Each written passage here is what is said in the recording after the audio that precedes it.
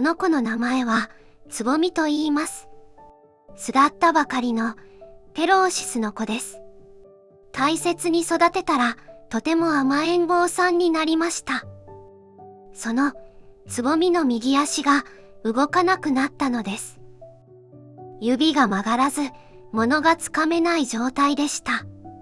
脚弱症に似た症状でしたが、精神的なストレスが原因でした。つぼみが巣立ちする前、一緒にいたお兄ちゃんが巣立った時に、親鳥がつぼみのお世話をやめたのでした。突然、一人ぼっちになったつぼみ。私が親代わりになり、お世話をしましたが、親代わりにはなれませんでした。つぼみは泣かなくなり、数日後、右足が動かなくなりました。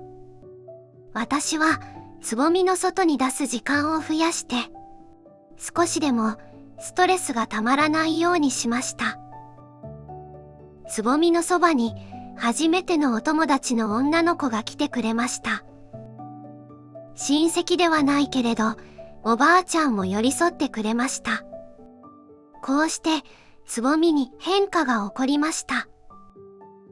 動かなかった足の指が物をつかめるぐらいに動きました。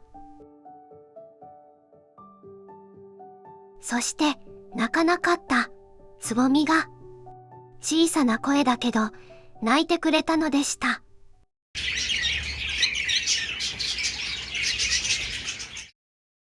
今までは私を見つけると飛びついてきたつぼみが、私を見つけても飛びついてこなくなりました。もう、つぼみのストレスがなくなってきたみたいです。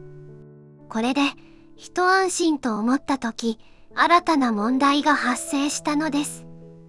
それは小さな頃から私と一緒に暮らしてきて、他の子と触れ合う機会が少なかったのです。なので、他の子と遊ぼうとせず、一人ぼっちになってしまいました。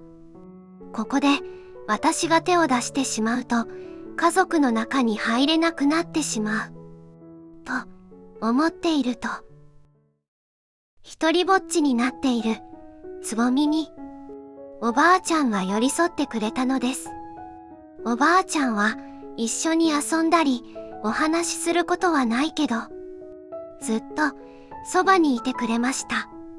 ご飯を食べる時以外はあまり動かないおばあちゃん。いつも静かなおばあちゃんは何もしていないように見えても、ずっと家族を見守ってくれていたのです。そして優しく温かいおばあちゃんは、一人ぼっちになっているつぼみを見つけて、寄り添ってくれたのでした。その温かさに触れたつぼみは、自分から他の子に近づいていったのです。同じペローシスののぞみ先輩に、ちょっかいをかけるまでになりました。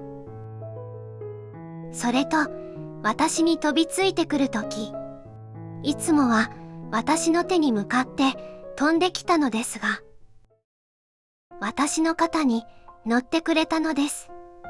今までは助けを求めて飛びついてきたのですが、肩に乗るということは私のところに遊びに来たのです。私のことを友達かおもちゃと思ってくれました。小さな頃から一人ぼっちで寂しい時を過ごしたつぼみ。不安とストレスで声が出なくなり、足が動かなくなった。けど、つぼみは負けずに頑張って、声が出るようになり、足が動くようになりました。これからたくさん友達ができて、今まで辛い思いをした分、必ず幸せになるから。もし退屈な時があったら、私のことを友達やおもちゃだと思って遊びに来ていいからね。たくさん遊んであげるから。